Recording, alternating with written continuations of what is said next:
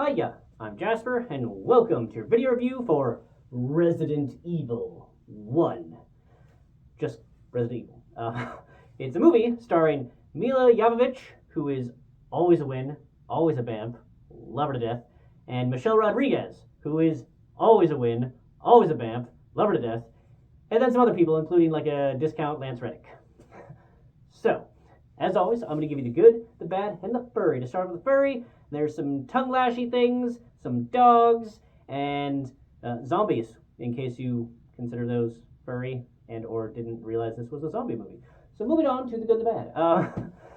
So this is the first of, I think, 5 or 6 movies in this series, and it's still one of my favorites. I think that there are some up and downs with the Resident Evil series, but this one is definitely one of the best.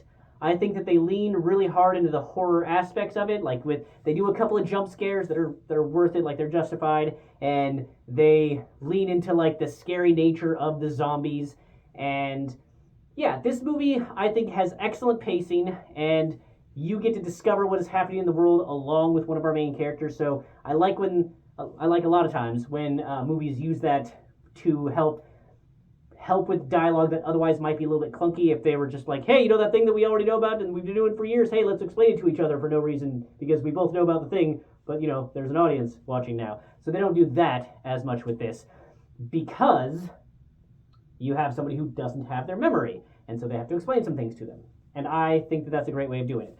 I love the design of so many of the rooms in this hive that they go into. It's so fantastic. I love the defense systems. I love the Red Queen. I love all of it.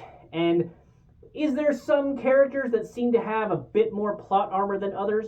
Sure, but I don't mind that because there's just so many badass moments in this because you have Milla Jovovich and Michelle Rodriguez. So you know there's going to be badass chicks doing badass things. And there's so much of that, and I love it. It's awesome. And how they do the zombies in this one are great.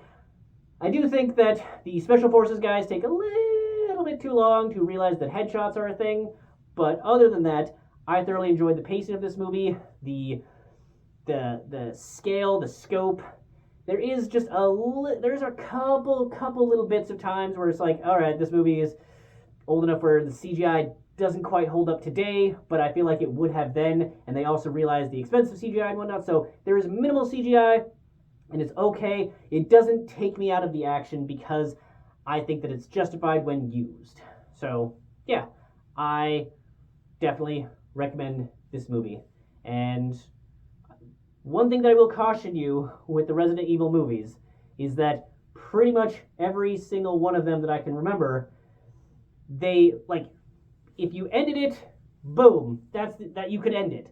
But they always have, like, I don't know, like, it feels like it's a 5-minute sequence. It's not like the 10-second thing from Marvel, Cinematic Universe, where it's just like this 20-second scene to set up the next thing. Like, I feel like it's a good solid 5 minutes that they use to set up the next movie, pretty much every single time. So, if you are one of those that's like, if it's setting up another one, like if it doesn't adequately solve everything and sets up a sequel, I need to watch the sequel. I just caution you that there are some ups and downs in the overall quality and storyline plot in the different movies. So this is one of the better ones, but it does have that like last 5 minutes to set up the sequels. So there you go. Just warning you for that. But yeah, that's all I have for this one. Thanks for coming. Thanks for watching. Hope to see you at the next one. Bye.